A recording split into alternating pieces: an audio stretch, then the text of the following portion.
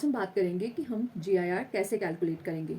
GIR जो है that is measured in milligram per kg and per minute. जो formula है that is GIR is equal to percentage of dextrose into fluid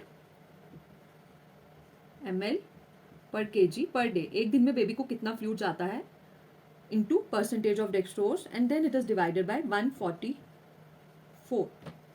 Another formula is supposingly अगर हमें fluid पर ml पर kg per day नहीं pata और हमें fluid का रेट पता है कि इतने ml पर आ जा रहा है, तो आपने क्या करना है? The formula is percentage of dextrose into fluid in ml per hour, right? And it has to be divided by 6 into body weight, the weight of the baby. Friends, जब इस फॉर्मूला की तरफ देखते हैं तो ये 144, अब ये 144 क्या है? ये कांस्टेंट है। बेसिकली हमें GIR जो है वो चाहिए इन milligram per kg per minute, और यहाँ पे हमारे पास है ml per kg per day. तो हमने कन्वर्ट करना है, जो ml है उसको मिलीग्राम में कन्वर्ट करना है और डे को मिनट्स में कन्वर्ट करना है। तो 1 day is 24 hours and 24 hours into 60 is 1440 minutes.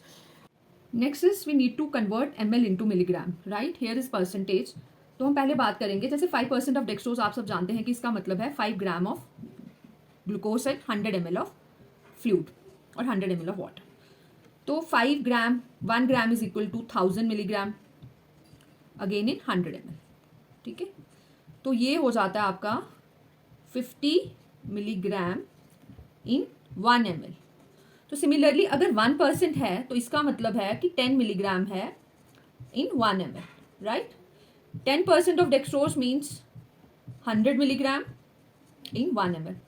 So when we'll convert this unit into this, it comes out to be 144, right?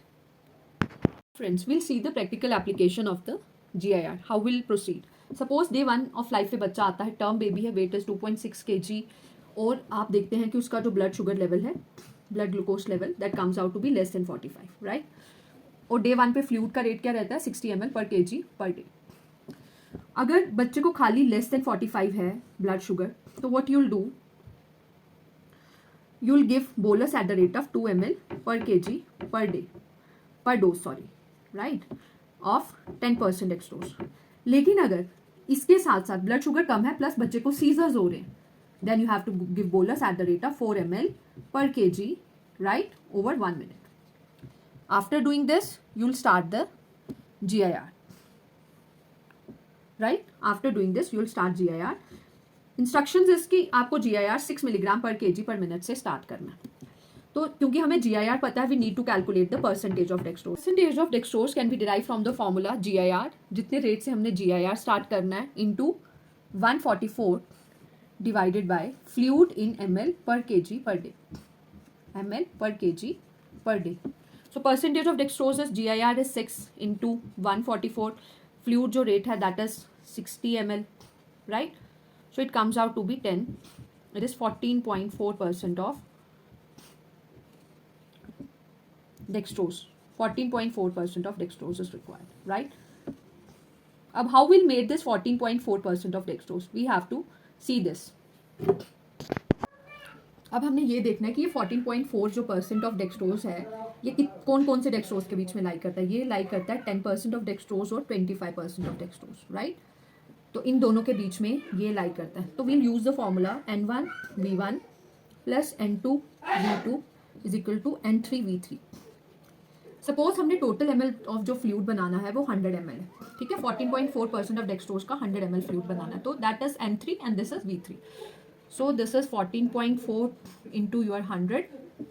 इसको हम N1 कंसीडर करेंगे और इसका वॉल्यूम X कंसीडर करेंगे, right? So this is 10 into X plus this is 25 into 100 minus X 1440। So friends, जब हम इसको solve करेंगे, इस पूरी इक्वेशन को सॉल्व करेंगे, ये 10x plus 2500 minus 25x is equal to 1440। जब हम इसको कैलकुलेट करेंगे it comes out to be 70.6 ml, right? ये जो 70.6 ml है, this is the value of x, है ना, we have considered, we have calculated x from this. तो इसका मतलब हो गया कि जो N1 that is 10% of dextrose जो है वो है 70.6 ml, और जो V2 यानी कि 25% ऑफ आपका डेक्सट्रोज है वो हो गया आपका 29.4 ml। तो हम इन दोनों को मिक्स करेंगे और इसको eight the rate of will calculate the fluid, right, eight the rate जैसे हमने पहले बात की थी 6.5 ml पर आवर से जाएगा, क्योंकि बेबी का फर्स्ट डे ऑफ फ्लूइड जो था वो 60 ml पर kg पर डे से था। अगर हम 70.6 ml ऑफ डेक्सट्रोज 10% मिक्स करते हैं with 29.4 ml of your 25% of dextrose, ये आपका 14.4% जो हमने कैलकुलेट करना था इससे डेक्सट्रोज जा रहा है, राइट। और इसको एट द रेट करेंगे, कितने से चलेगा ये, बेबी का वेट था 2.6 और इट वॉज 60 ml पर kg पर डे से फ्लूइड जा रहा था। It was 60 into 2.6 divided by 24, it comes out to be at the rate of 6.5 ml per hour से।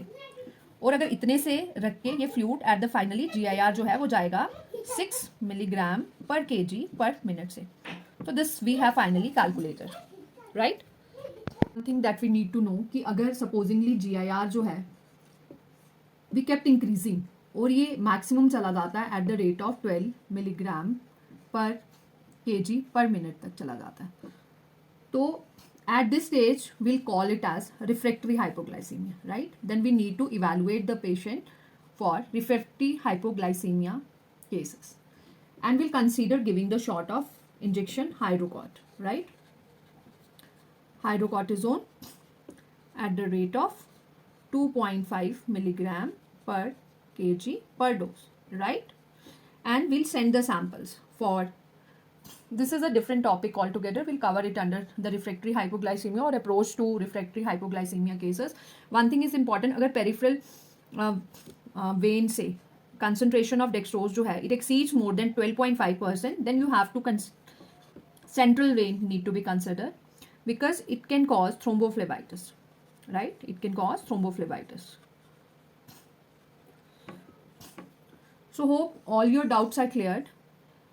In next video we'll talk about refractory hypoglycemia, and we'll also talk कि once we have started GIR and since we have started GIR, when we need to stop the GIR and how to start the feed simultaneously, right? Thank you.